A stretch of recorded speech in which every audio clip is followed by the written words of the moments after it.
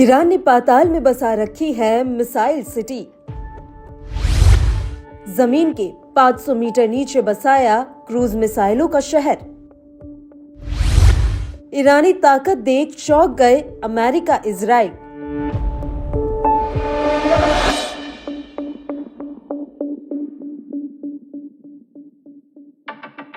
Iran की सेना ने रणनीतिक रूप से महत्वपूर्ण दक्षिण तट में विध्वंसक जहाजों को निशाना बनाने के लिए डिजाइन की गई क्रूज मिसाइलों को रखने वाली एक नई अंडरग्राउंड फैसिलिटी से पर्दा हटाया है।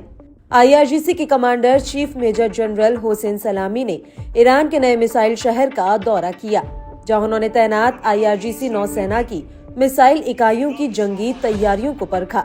ईरान के नए अंडरग्राउंड बेस की बात करें तो इसमें एडवांस मिसाइलें तैनात हैं। इसके अलावा इलेक्ट्रॉनिक वॉर से लड़ने के लिए भी भारी संख्या में मिसाइलों का जखीरा भी मौजूद है।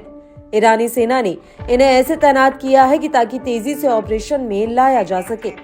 इस दौरान सलामी ने कहा कि ईरानी सेना अपने मुल्क की रक्षा करने और ताकत को धार देने के लिए दिन रात काम कर रही है।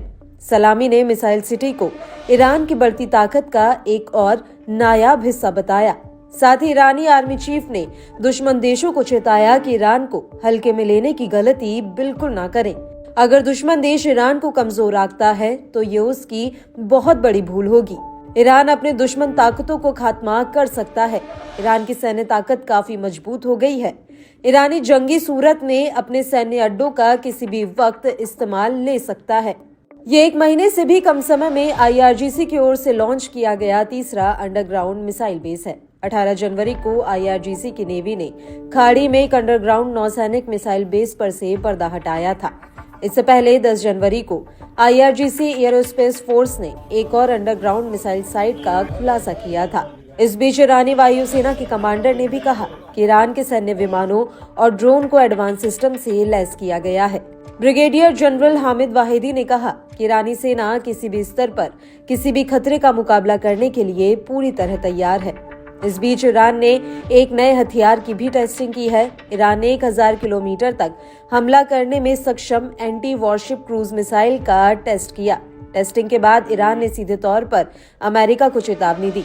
ईरान के स्टेट टेलीविजन ने बताया कि ये मिसाइल फारस की खाड़ी और ओमान सागर में तैनात अमेरिकी नौसेना के जहाजों तक हमला करने में सक्षम है। ये एक गदर 380 मील एल टाइप है।